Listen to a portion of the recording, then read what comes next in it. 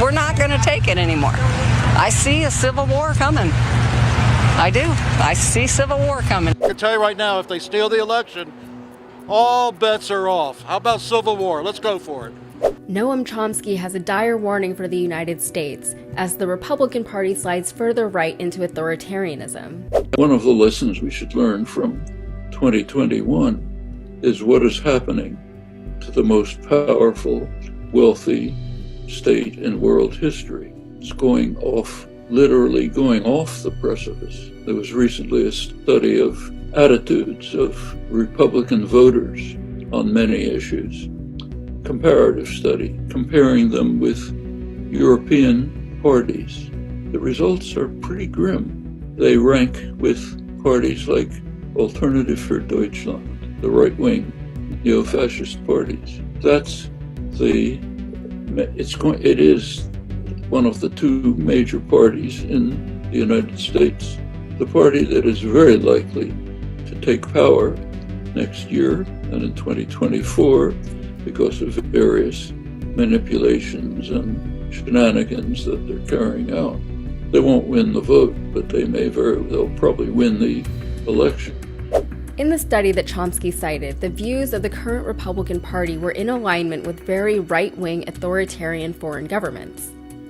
Chomsky mentioned that the Republican Party would likely return to power in 2022 and 2024, but not necessarily because they had the votes. In 2021, 34 laws were passed restricting access to voting, while 262 bills were introduced in 41 states that would have interfered with elections. Texas, where I live, led the charge last year, with an impressive 59 voter-suppressive bills introduced. For comparison, Arizona had the second most, with 20. I always say that Texas is not as red as people think it is, but we're up against a lot.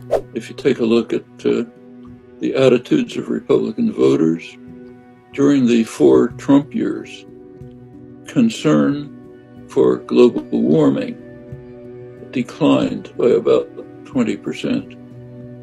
That's 4 years of propaganda. There are ominous signs of worship of a semi-deity. We're both old enough to remember that from somewhere else. Yeah, I mean, what can you do? I mean, it's something that kind of snuck in here. You can't see it. I think he's done a lot better than the previous administration did with the N1H1. BLM is real. I'm just gonna say it's a terrorist organization. Black lives do matter, but BLM is an organization. They're terrorists, and they kill and loot and steal, and that's not what we're about. The Black Lives Matter movement, it's been a big part of this election season. How do you see that breaking for Republicans, and what do you think of the movement itself?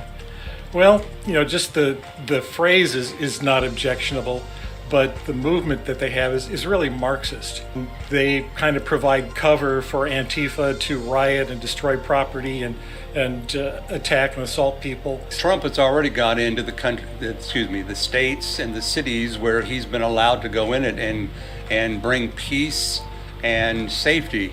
The Democratic cities and states where they've not allowed that, that's where that's occurring. So it's definitely Democratic. It's Black Lives Matter, which is a socialist communist organization, not standing for rights for blacks.